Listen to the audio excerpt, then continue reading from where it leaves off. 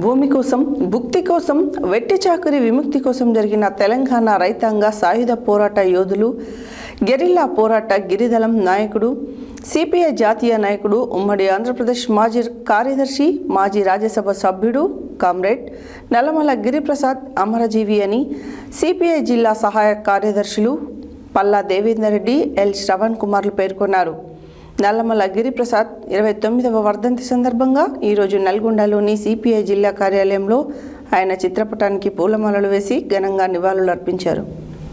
భూమి కోసం, భుక్తి కోసం, వెట్టి చాకిరీ విముక్తి కోసం జరిగిన తెలంగాణ రైతాంగ సాయుధ పోరాట యోధులు, గెరిల్లా పోరాట గిరిదళం నాయకుడు, సిపిఐ జాతీయ నాయకుడు, ఉమ్మడి ఆంధ్రప్రదేశ్ మాజీ కార్యదర్శి, మాజీ రాజ్యసభ సభ్యుడు కామ్రేడ్ నల్లమల్ల గిరిప్రసాద్ అమరజీవి అని సిపిఐ జిల్లా సహాయ కార్యదర్శకులు పల్లా దేవేందర్ రెడ్డి, ఎల్ శ్రావణ్ కుమార్ పేర్కొన్నారు. నల్లమల్ల గిరిప్రసాద్ 29వ వర్ధంతి సందర్భంగా ఈరోజు నల్గొండలోని సిపిఐ జిల్లా కార్యాలయంలో ఆయన చిత్రపటానికి పూలమాల వేసి ఘనంగా నివాళులు అర్పించడం జరిగింది.